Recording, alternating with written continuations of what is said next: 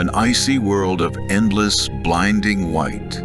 Howling winds sweep the snow into towering dunes, while vast glaciers crawl forward, scarred by deep, yawning crevasses. The landscape, constantly reshaped by violent storms, buries every trace of this remote planet's troubled past. Whatever brings someone to this frozen world, survival will be their greatest challenge. Welcome to Hoth.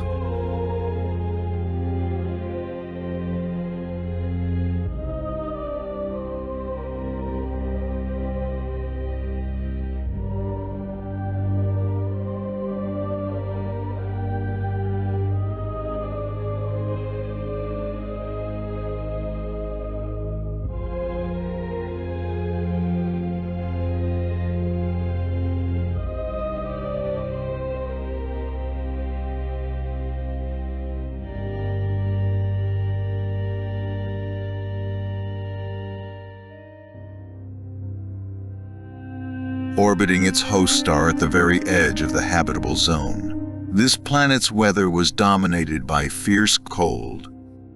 Even during its summer season, temperatures rarely rose above freezing. Although covered in water, the planet's surface was a dry, icy desert.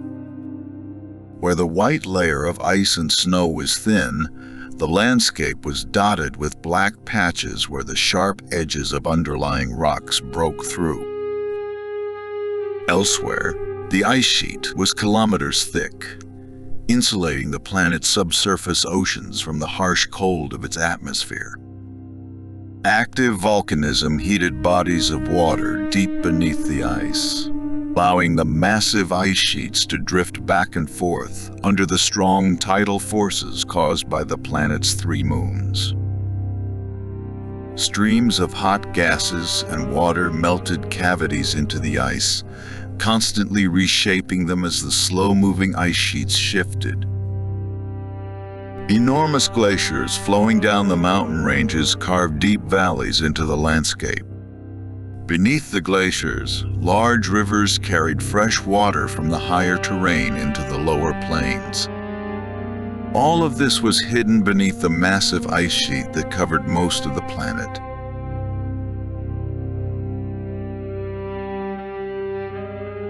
Where volcanic chimneys broke through the ice, hot vents and lava flows brought minerals to the surface, creating a stark contrast to the intense cold of the surroundings. Hot geysers, spewing water from the oceans below, carried algae and other microorganisms to the surface, where they colonized nooks and crannies in the surrounding rock. Fungi grew on mineral deposits around the active areas, dotting the white landscape with colorful spots. Hoth was one of the few planets where Lumi lichen could be found. This remarkable fungus grew in caves melted into the ice by volcanic activity and in deep, hot fissures. Parts of the Lumi lichen could be processed into a substance used as a recreational drug with hallucinogenic properties. Some hardy, smaller plants, such as the snowbonnet flower, poke through the snow cover in Hoth's equatorial regions during the warm season, although even then, temperatures rarely rose above freezing. Despite the hostile environment, a handful of animal species thrived on Hoth. Iceworms dug through the ice, feeding on microorganisms. Small rodents like the snow mouse and the larger ice scrabbler had evolved a remarkable sense of smell, which allowed them to detect algae and fungi beneath the thick cover of snow and ice. With claws perfectly suited for digging, these animals spent most of their lives in dens at various depths below the surface. For a long time, tauntauns were believed to be the only animals on Hoth. Their scaly skin and underlying layers of fat insulated their bodies from the cold, while thick fur protected them from the harsh winds that often swept across Hoth's white plains. Tauntauns lived in herds, traveling across the icy landscape during the day. At night, the herds sought shelter from the cold in caves or burrowed into the snow to stay warm. It was possible to domesticate tauntauns, and they were used for riding by various settlers throughout history. Their strong legs allowed them to carry heavy loads and traverse Hoth's harsh wilderness effortlessly, as long as they were provided with enough food and a warm, safe stable for the night. The wampus were the most common large predators on Hoth. These furry bipedal mammals had 2 strong arms with sharp claws. Standing upright, they were up to 3 meters tall, dwarfing nearly every other creature on the planet. Despite their ability to sprint quickly over short distances, they were often outrun by healthy adult tauntauns. Instead, the wampus used their long white fur as camouflage, hiding in snowdrifts and waiting for unwary prey to come too close. When they were not hunting in the open, the wampus used the night to catch tauntauns that had sought shelter from the cold in caves. When successful, wampus carried their prey back to their homes, usually a cave where a small family of adult wampus lived with their offspring. In the cold of Hoth, the hunted prey decomposed extremely slowly, allowing it to be eaten over several days. Hoth was located in a remote corner of the outer rim territories of the galaxy. Despite some evidence suggesting the planet was visited by the Rakata during the reign of the Infinite Empire, very little was known about it. The planet orbited its host star in an elliptical path, regularly bringing it close to the Hoth system's asteroid belt. This close proximity to the asteroid belt led to frequent asteroid impacts on the planet and posed challenges to space travel. The Hoth system was part of a group of star systems known as the Greater Yawning, the Corellian trade spine, one of the most important hyperspace lanes connecting the inner regions of the galaxy with the mid and outer rim, ended at the edge of the Greater Yawning, not far from the Hoth system. Around 4,000 years before the destruction of the first Death Star in the Battle of Yavin, a decade into the Great Galactic War between the Old Republic and the Sith Empire, a major battle took place in the Hoth system. After a days-long chase through the region, a Republic fleet traveling on a supposedly secret hyperspace route was ambushed by the Sith.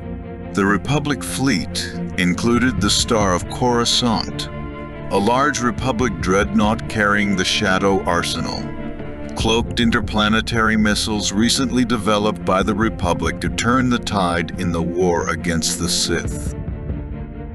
Although both sides suffered heavy losses, the Imperial fleet won the battle. Like many other ships, the Star of Coruscant crashed on the planet, and the secret weapons on board were lost. In the years that followed, as word of the disastrous battle spread through the underworld, scavengers and pirates flocked to Hoth to loot the shipwrecks. A group known as the White Maw Pirates, one of the larger criminal organizations at the time, set up a base of operations in the hull of the crashed Star of Coruscant. They managed to restart some of the systems and turn the wreck into a fortress.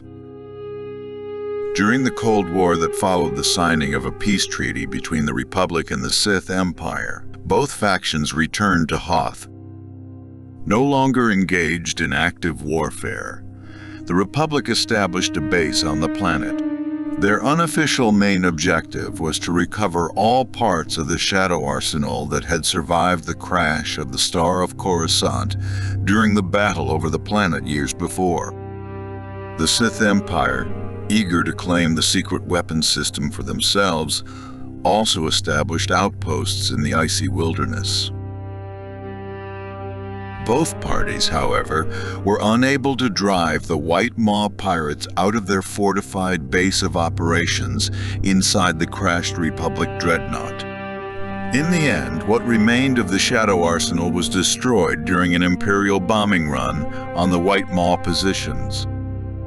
Over the following decades, the Republic and Sith Empire lost interest in the planet, and after everything of value had been removed, the last scavengers left Hoth as well. Centuries passed as ice and snow buried any evidence of past events under a thick white mantle, and the planet was gradually forgotten once again. More than 2,000 years later, another group of pirates had established a base of operations on Hoth. Its remoteness and inaccessibility caused by the chaotic asteroid belt nearby made the planet the perfect hiding place for those who didn't want to be found. For years, the pirates repeatedly attacked merchant ships traveling at the far end of the Corellian trade spine. In doing so, they made trade in the region dangerous and caused great damage to local star systems. After all their efforts proved fruitless, the Republic asked the Jedi for help. A young knight was chosen to lead a strike force into the region, and, after a short while, located the pirates' base on Hoth.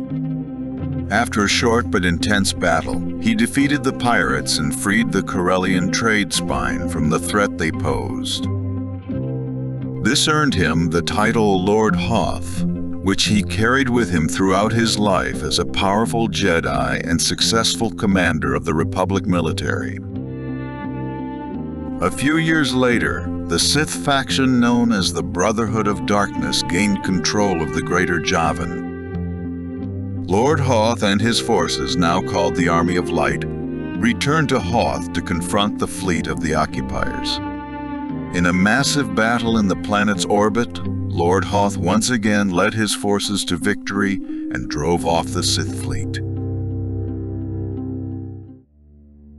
Over the next 1,000 years, a handful of smaller pirate groups and smugglers used Hoth as a hiding spot to evade law enforcement, but the harsh environment made it difficult for both people and technology to survive. Every attempt to establish a long-term settlement failed, no matter how well prepared. 500 years before the Battle of Yavin, Ecclesias Fig, a young adventurer from Corellia who had worked on the tail end of the Corellian trade spine, married into a royal family.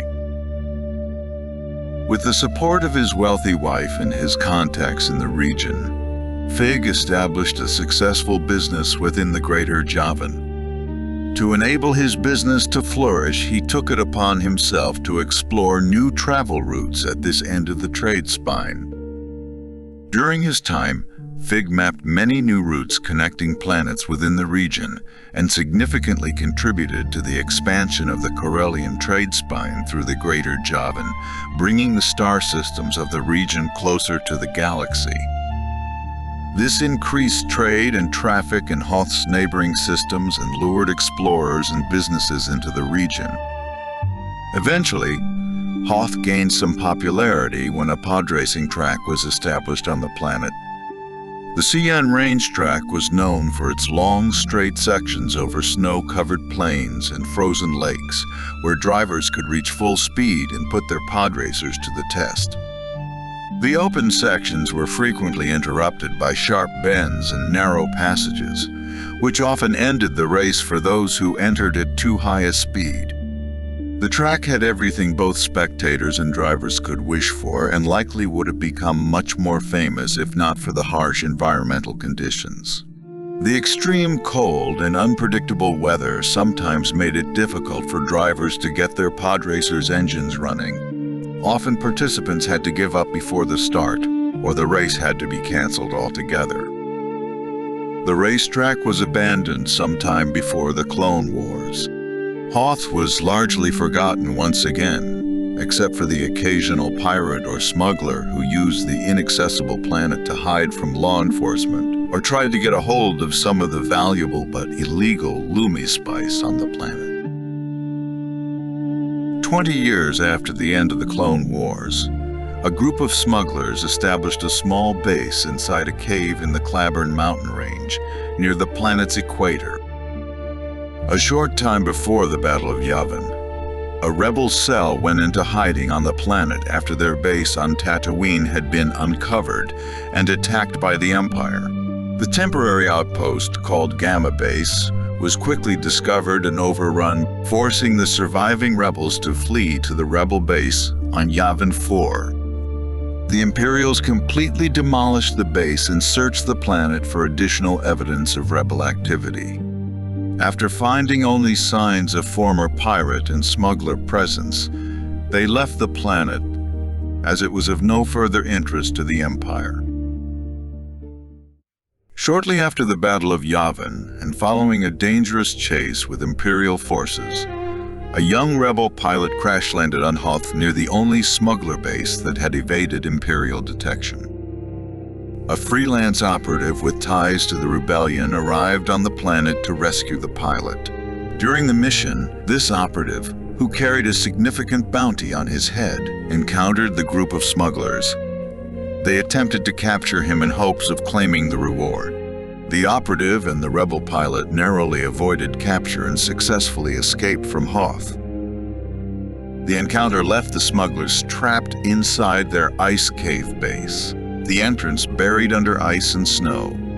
After days spent digging a tunnel to the surface, they abandoned the planet in search of a safer location for their next hideout. The pilot reported back to the Rebel Alliance, telling them about the cave on the remote ice planet where the smugglers had managed to survive for a long time, undetected despite the harsh environment.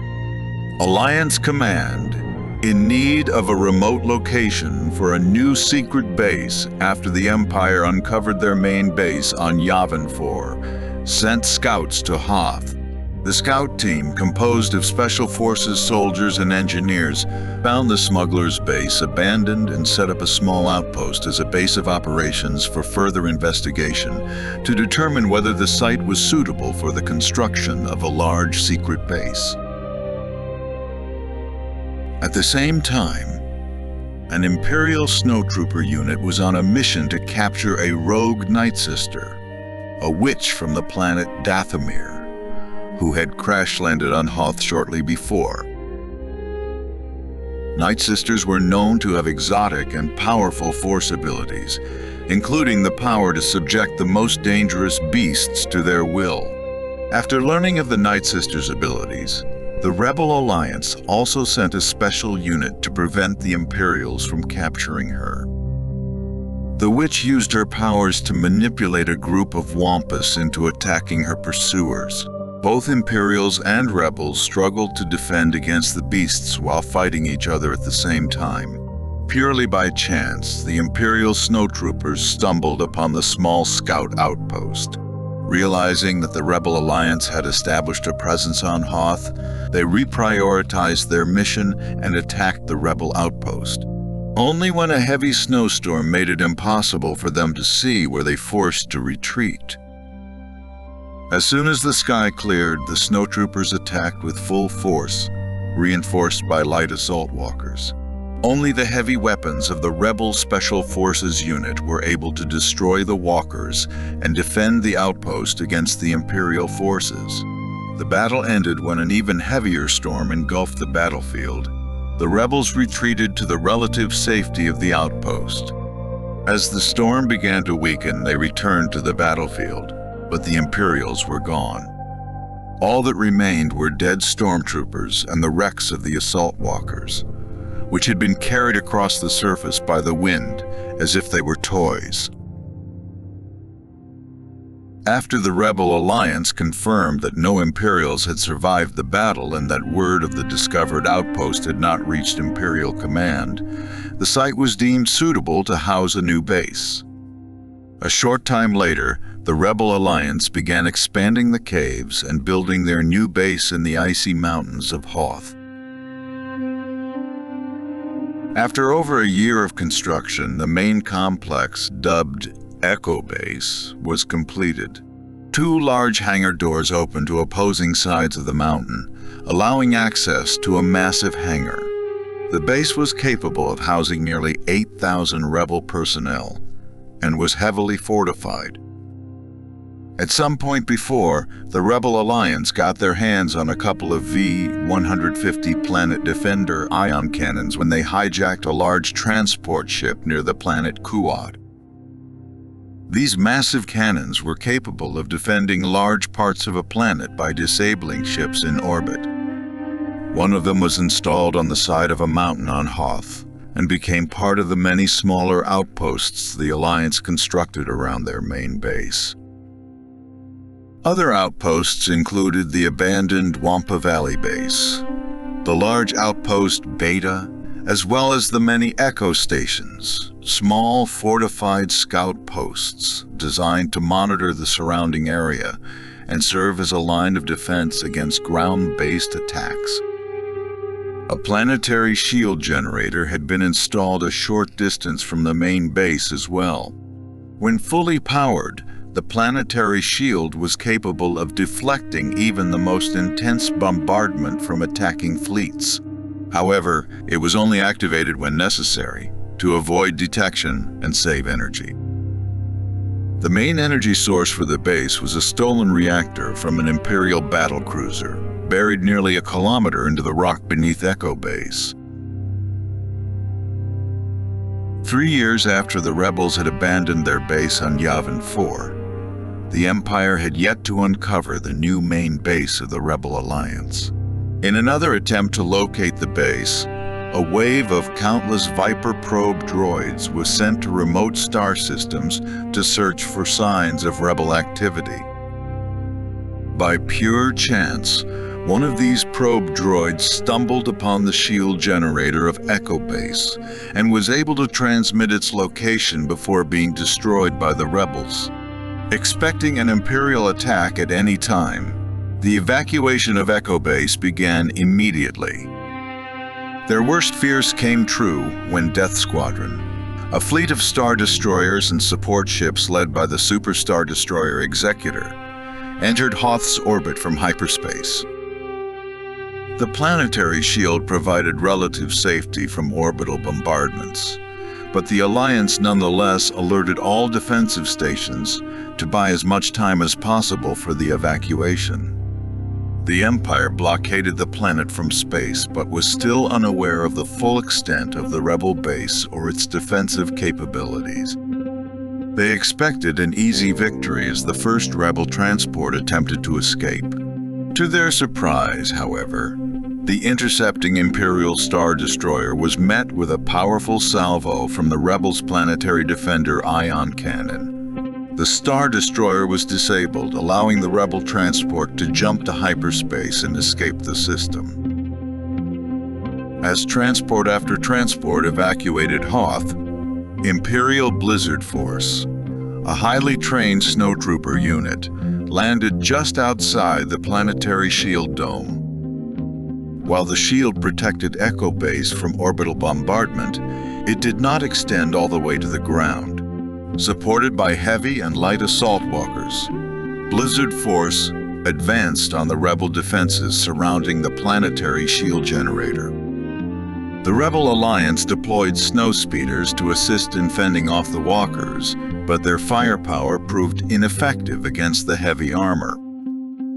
In a last-ditch effort, a pilot came up with a plan to use the speeder's towing cables to wrap around the walkers' legs, toppling them. Although a handful of walkers were destroyed, the Alliance suffered heavy losses. Once Imperial ground forces were within range, they destroyed the planetary shield generator, leaving the rebels exposed to the firepower of the orbiting Star Destroyers. Precise orbital bombardment cleared the way for Blizzard Force to launch a direct assault on Echo Base. The remaining defenses were swiftly overwhelmed. Rebel groups engaged in desperate battles, large and small, to break through the blockade. Of the 30 evacuation transports, more than half were destroyed, either in orbit or even before leaving the ground. More than 10 years after the Rebel Alliance's victory over the Empire at Endor and the destruction of the second Death Star, the Hutt crime lord Durga chose the asteroid field of Hoth as the location for his latest project. Having risen to prominence and amassed considerable wealth, Durga was an admirer of the great Hutt conquerors of the past and sought to replicate their dominance over the galaxy. Inspired by the Empire's Death Star project, he hired the original designer and tasked him with creating a similar superweapon. The new design featured an updated super laser and a sleeker structure, eliminating unnecessary accommodation areas. Durga intended to use this powerful weapon to extort protection money from wealthy star systems. The superweapon, named Darksaber due to its resemblance to a lightsaber hilt, was constructed by the Taril, a species known for their diligent work ethic, though easily distracted. The assembly of its highly sensitive technical systems suffered from imprecise execution, and corners were cut in material quality, leading to frequent problems during construction. As the Darksaber neared completion, the New Republic became aware of it and sent a fleet to the Hoth system to destroy the weapon. In a desperate attempt to escape, Durga ordered the super laser to fire at a large asteroid blocking the weapon's path. However, the poorly constructed super laser malfunctioned. The Darksaber was ultimately crushed between two massive asteroids. A few years later, a young Jedi from the newly established Academy on Yavin 4 traveled to Hoth in search of lingering Force energy. During his visit, he encountered forces from an Imperial Remnant faction. Following their trail to the ruins of Echo Base, he discovered their intentions. The Imperials had allied with a Sith cult and were searching for powerful Force artifacts to use in dark rituals. After a brief duel with a dark side apprentice, the young Jedi managed to escape the planet. Once the Imperials completed their mission, Hoth was abandoned once again. More than a decade later, Hoth drew the attention of adventurers from across the galaxy, eager to test their survival skills and claim exotic trophies from its frozen wilderness. Concerned by the growing influx and its impact on the native fauna, the Galactic Alliance intervened. Key wildlife species, most notably the formidable Wampa, were granted protected status, and vast regions of the planet were designated as conservation zones. In doing so, the Alliance took decisive steps to ensure that Hoth's harsh beauty and fragile ecosystem would endure, preserved not just as a battleground of galactic history, but as a natural wonder for generations to come.